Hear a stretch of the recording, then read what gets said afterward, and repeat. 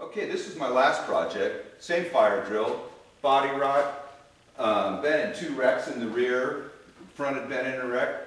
We went ahead, cut that rust out of there. Let's zoom to the back of this vehicle because this is where the major damage was. The rest of the vehicle was in pretty good shape.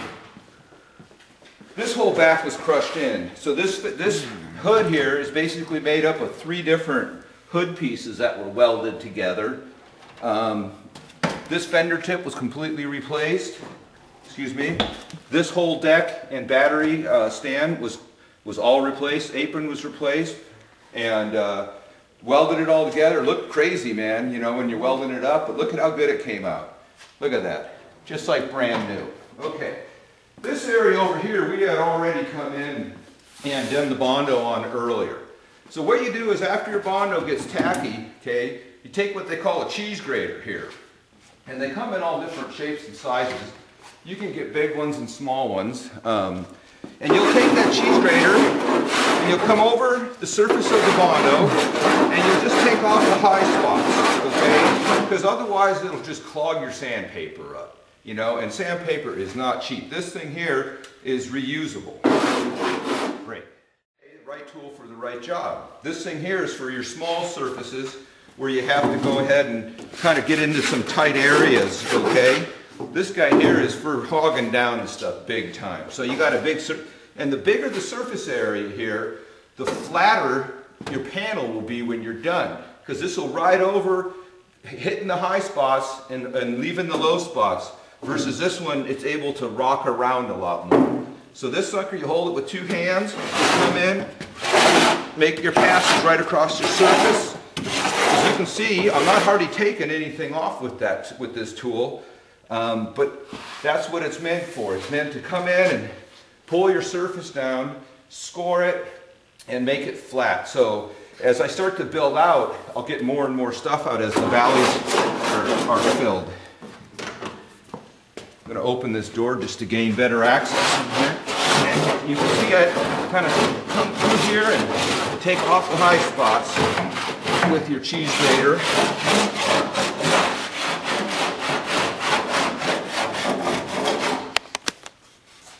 Okay, now we're ready to hit it with the sand.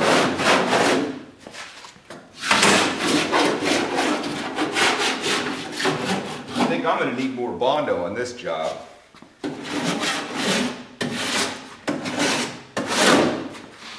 Work that corner, get it from all different angles.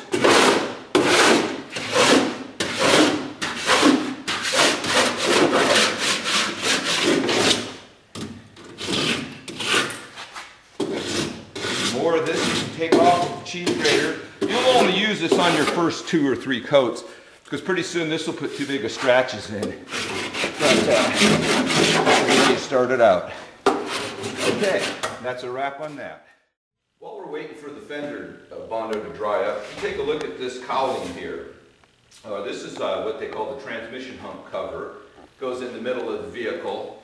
This thing was severely corroded, and I'm having trouble finding. I had trouble finding a replacement part for it because it's a 3 on a tree, and most people don't want to stick with the 3 on a tree. We're trying to get this baby back to stock condition, so I wanted to stick with its original 3 on a tree.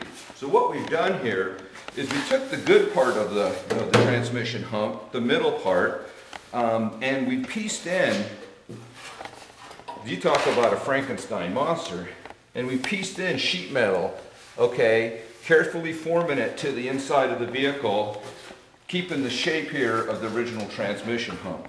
This thing will now need to be ground down a bit, and we've done most of the welding from the inside, so there's really not a lot of work to be done on the outside. This will all get overlaid with fiberglass and then sanded, a little bit of Bondo, and it'll look as good as new.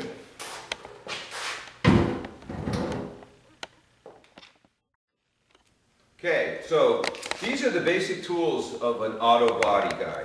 Of course, they got pneumatic ones, but the do-it-yourselfer at home, he doesn't need to go buy that stuff. You need a cheese grater, okay? And they come in all different shapes and sizes. This is called a pencil grater here. As we saw earlier, the larger size cheese grater with a little bit more control. Sanding block, small. medium here, and then I actually got a large one that's about 18 inches long.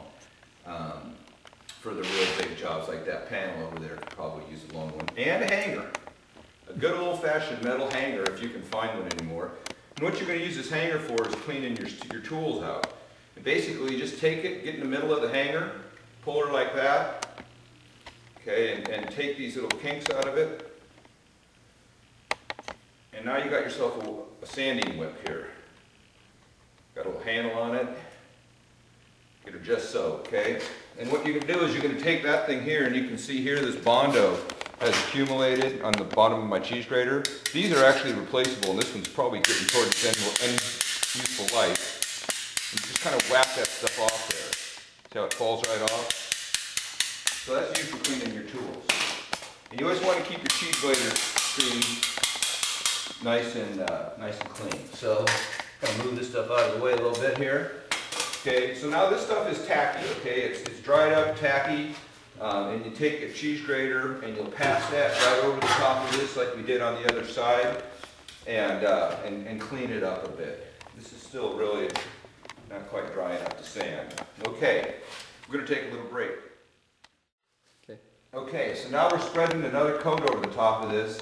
You can see how it's starting to really flatten out as we start filling in those low spots. With the Bondo material.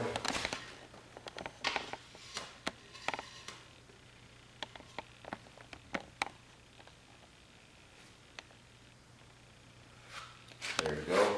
And go mix up some more Bondo. Action. Okay, so now we're going to go ahead and, now that we've finished with our cheese grater, we're going to hit it with the sander. Okay, we've got the medium-sized sander out. Basically the same approach. You hold it and you make passes over. Okay, and you just work your area right around, making the passes, okay?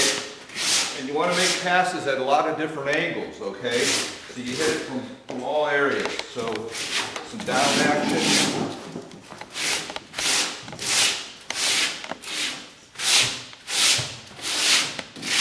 Okay, work it around.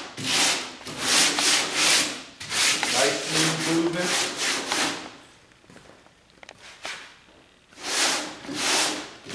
We'll go ahead and put another coat on here. We've got quite a bit of filling to do. You know, you can spend a lot of time doing metal work, trying to get it just perfect, but at the end of the day, in my opinion, and depending on the quality and the level of restoration you want to do, I kind of just go with the Bondo and you know, because you're going to have to use it one way or the other. Okay. So we'll go ahead and real quick work these other areas. Like I said, this is just the first coat, so basically you're putting your anchor pattern in with your sandpaper more than doing a lot of shaping at this point in time. Turn around.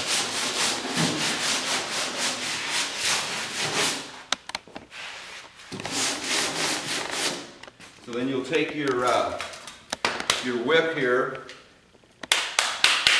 and knock off that Bondo there that's already started to adhere to the paper. You know, you want to get as much life out of your sandpaper as you can. I'll take the smaller tool and sand out some of these ridges. This thing here is made out of rubber, so it kind of conforms to the surface of the area. This is a good place for a pencil grater to get in here because it's round. It's ideal for getting into those curved surfaces. All right, we'll go ahead and mix up some more Bondo now.